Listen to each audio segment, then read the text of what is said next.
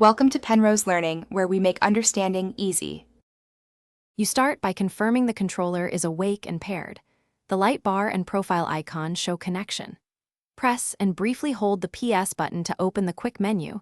This is faster than navigating full menus. Once done, use the on-screen options to begin powering down the controller or system. Doing this prevents abrupt disconnections and protects game saves, so make sure any active gameplay is paused before proceeding. You access the quick menu by pressing the PS button and use the D-pad to reach power. This centralizes shutdown controls.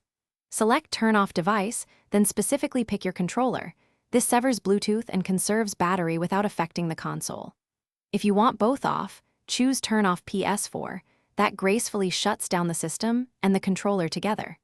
Using these menu choices avoids forced quits and ensures processes end cleanly, which is why you should follow the on-screen confirmations. You finish by confirming the controller light turns off.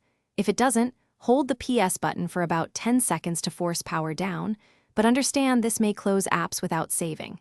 If pairing fails afterward, charge the controller and use the tiny reset hole on the back with a pin to restore defaults, then press the PS button to repair. Troubleshooting tip: if the controller still won't turn off or pair, power cycle the console and try again. Thanks for watching. If this was helpful, leave a like and consider subscribing. See you next time.